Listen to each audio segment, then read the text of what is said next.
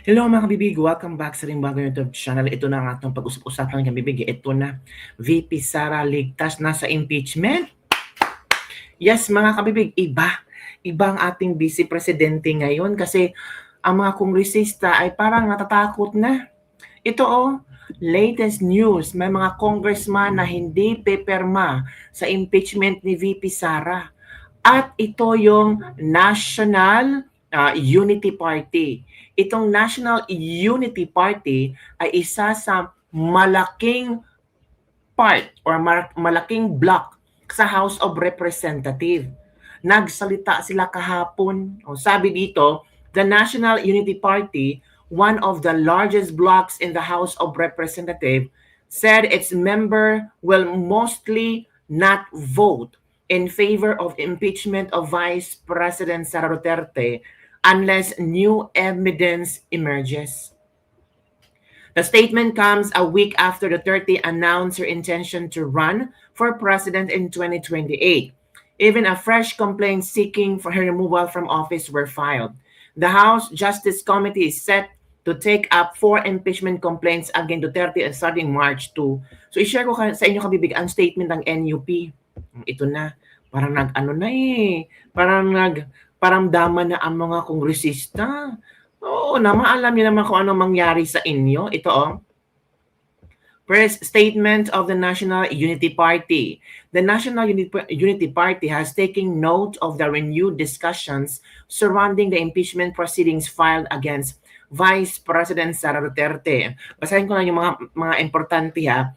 At this stage, the NUP has not seen the inclusion of new and material evidence that would warrant a departure from issues that have already been the subject of prior inquiries and extended public hearings. Unless compelling new evidence emerges during the course of these hearings that fundamentally alters the factual basis for the impeachment complaint, the NUP will mostly not vote in favor of this measure. The party will not preempt such proceedings and remains prepared to assess any new evidence presented in a course of deliberation. Yan na, kabibig. Ang NUP, kung walang bagong ebidensya, kung ito ay puro na lang recycled, useless lang. Kasi natuto na sila last year. Natuto na lang noong 2025 eh.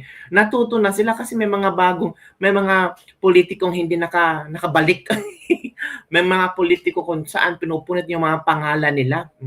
Nevertheless, the party remains open to evaluating any new evidence that may arise and will assess such developments on their merits, guided solely by the Constitution and the rule of law. Yan, nakabibig. So, talagang tagilid talaga ang impeachment ni VP Sara sa Kongreso. Ito pa nga ito kabibig ha. Sabi ito ni Attorney Rowena Gonzalo. Makinig tayo. Alam mo, yung mga congressman, they're political animals, ha? So, syempre, hindi naman sila kakampi doon sa alam nilang matatalo. Correct. Syempre, gusto nilang kumampi doon sa posibleng mas mananalo. Correct. Ako, for example, politiko ako, no? Natural, malapit nang ma-end ang termino ni BBM. Pag hindi na si BBM ang presidente, wala na yung power. So doon ako sa malakas na politiko na gusto ng tao. At ngayon, ang front runner si VP Sara. So, as a balingbing na politiko, hindi ako prepare ng impeachment. Baka pag upo ni VP Sara, hindi ako makakuha ng aking budget. Di ba? Kaya, ito pong impeachment ngayon, Prof. Malu, ay may narinig ako na ang mga nag-uusap daw mga congressman na ayaw na nilang purma. Kasi baka daw maresbakan sila. Oo. Tama yan. Maresbakan talaga sila ni VP Sara, knowing people, mga DDS, once mag-start ng impeachment ni VP Sara at may pumirma na, naku, timanaan nila. Ilan ang pangitaon amangan. I-post na sa social media. And social media is very strong ngayon. Grabe ang mga tao kapit sa social media. And knowing DDS, solido yan. Ang mga DDS hindi kumakain suka. 'Di ba?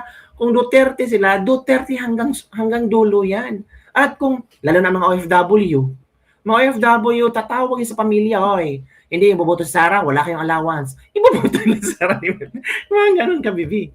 Kasi presidential ito eh. Tama yan, Attorney Bing, no? Nakita naman natin na tinitingnan kung kakayanin yung 1/3 na direct sa Senado. Last Wednesday, refer sa committee. Ayun. So, dun pa lang, unang victory yun ng mga sumusuporta kay VP Sara kasi hindi natuloy kaagad sa Oo, Senado. unlike before. Unlike before. Oo. Pero ang balita ko, talaga daw kukuyugin siya for 2 months, talagang i-demolish siya sa House of 2 months Representatives bago mailagay sa Senado.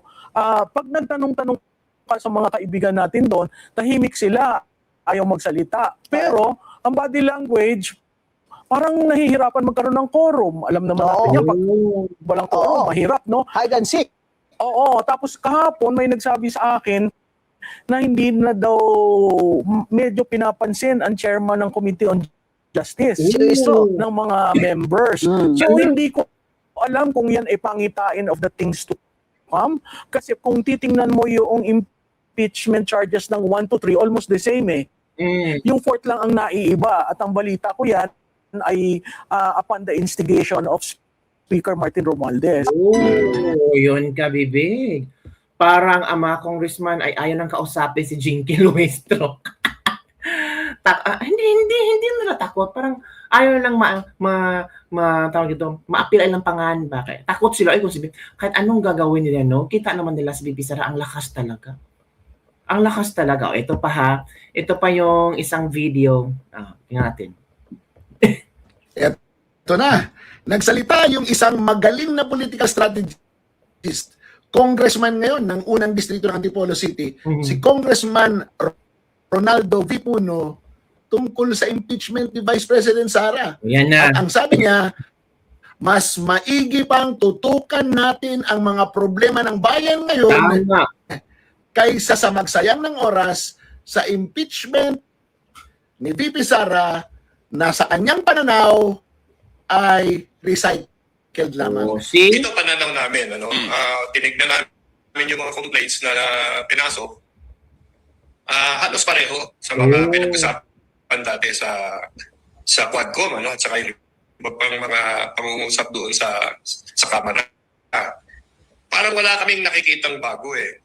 Ito yung parehong mga paratang na lumabas noon at napag-usapan na ng mabuti dito noon. I mean, matagal eh, di ba? Yung mga hearing natin sa Quadcom. Mukhang nadiin na natin itong mga issue na to. So, parang kumbaga, wala ako nakikita na hindi ibinabalik lamang. Parang luma lang, recycled, para lang may ano na impeachment. Useless na rin.